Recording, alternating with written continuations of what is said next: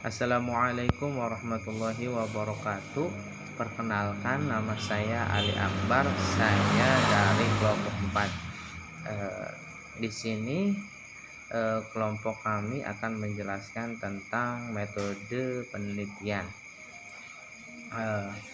Mungkin pada bagian ini kelompok kami hanya menjelaskan bagaimana tahapan-tahapan atau langkah-langkah penelitian secara operasionalnya. Nah, baik, langsung saja. Yang pertama yaitu langkah-langkahnya. Yang pertama yaitu ada rancangan penelitian. Apa sih yang disebut rancangan penelitian? Rancangan penelitian adalah peneliti harus tahu bagaimana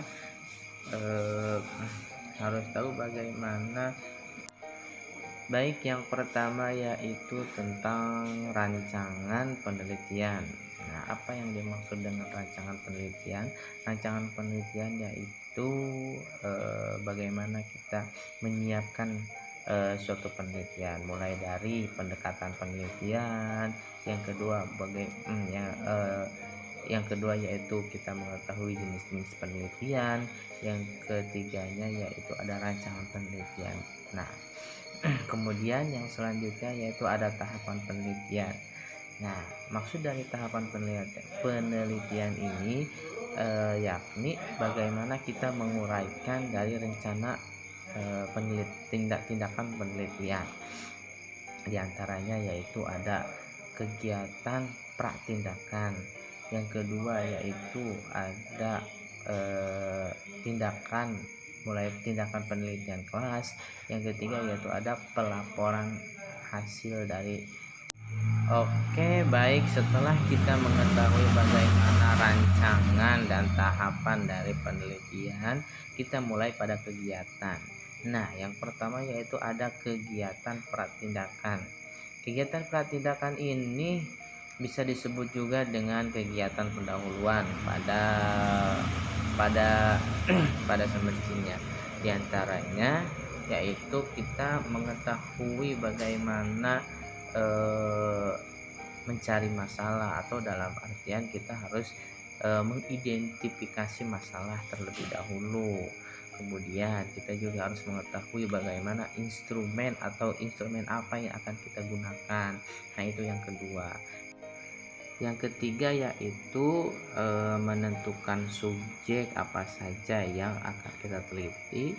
Yang selanjutnya yaitu membuat kriteria dari penelitian tersebut. Nah, seperti itu. Mungkin sekian dari saya.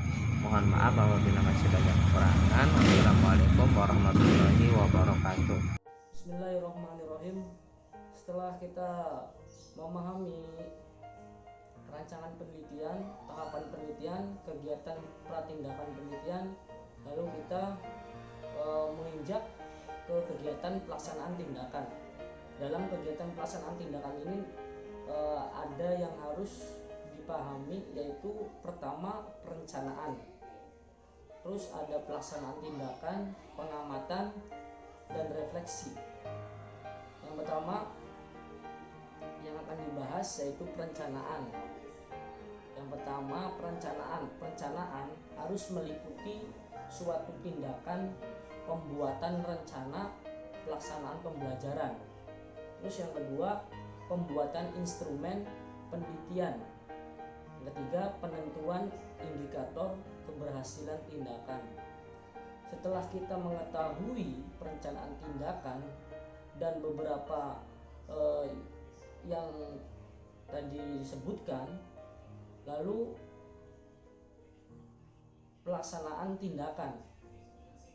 Pada pelaksanaan tindakan ini atau pada tahap pelaksanaan tindakan ini menjelaskan tentang rencana bentuk tindakan yang akan dilakukan dalam suatu proses pembelajaran sebagai upaya untuk meningkatkan kualitas pembelajaran. Setelah pelaksanaan tindakan, yang ketiga yaitu pengamatan. Pada tahapan pengamatan ini, peneliti harus menjelaskan tentang suatu aspek-aspek yang akan diamati dalam proses pembelajaran tersebut. Aspek yang akan diamati harus sesuai dengan pedoman pengamatan yang harus dilampirkan dalam laporan penelitian.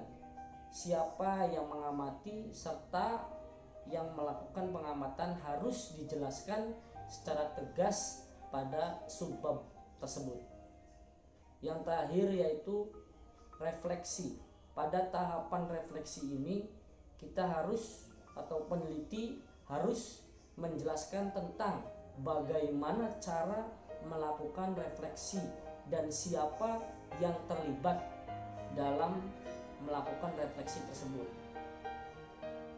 Daripada itu, yang harus dilakukan adalah konfirmasi antara hasil dari tindakan atau indikator keberhasilan. Apabila sudah mendapatkan suatu hasil refleksi, siklus pertama belum mencapai indikator keberhasilan, maka siklus berikutnya dianjurkan pada siklus setelahnya.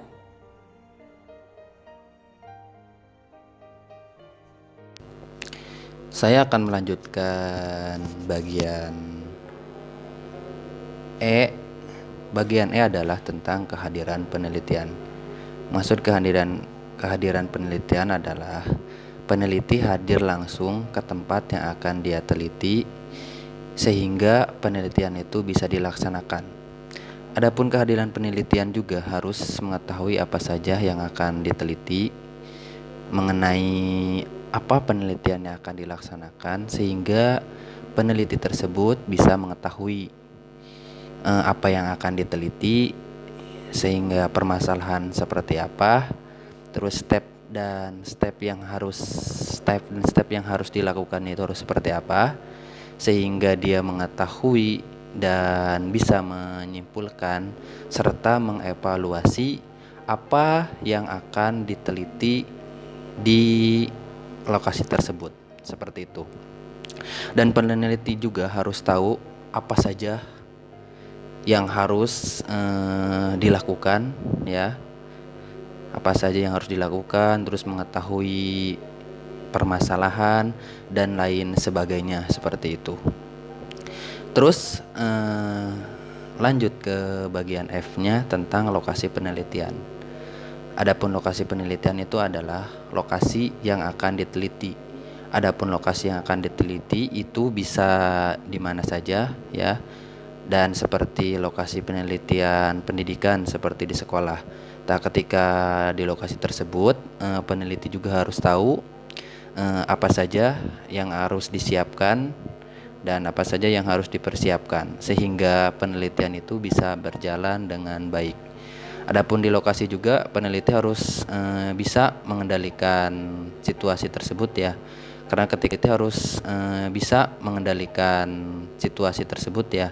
Karena ketika penelitian dilakukan di tempat tersebut, kita akan mengetahui dan kita akan mendapatkan data yang akan kita teliti sehingga di lokasi tersebut bisa melakukan penelitian. Dan penelitian itu juga harus dilakukan dengan baik dan benar sehingga di lokasi tersebut tidak mengganggu ataupun tidak menjadi meresahkan yang lainnya, sehingga penelitian yang kita dapat itu akan kita jadikan suatu objek ataupun permasalahan yang harus diselesaikan dengan evaluasi, seperti itu. Jadi antara kehadiran penelitian dan lokasi itu sangat sinkron, ya. Jadi ketika yang peneliti hadir langsung ke lokasi itu, dia itu harus paham dan mengetahui betul apa yang akan diteliti dan apa yang harus diperlukan sehingga penelitian itu bisa berjalan dengan baik, terus bisa berjalan dengan lancar sehingga apa yang kita perlukan dan apa yang kita butuhkan itu bisa kita dapatkan oleh peneliti di lokasi tersebut. Mungkin sekian dari saya dan selanjutnya akan dilanjutkan oleh rekan saya. Terima kasih. Selanjutnya saya akan membahas tentang data dan sumber data. Bagian ini menjelaskan tentang data apa saja yang dikumpulkan, jenis data, karakteristik data, serta siapa yang dijadikan sumber data penelitian. Berikutnya yaitu teknik pengumpulan data, antara lain seperti tes wawancara, angket, observasi, catatan lapangan, dokumentasi, serta teknik lainnya. Teknik yang digunakan tergantung kebutuhan jenis data.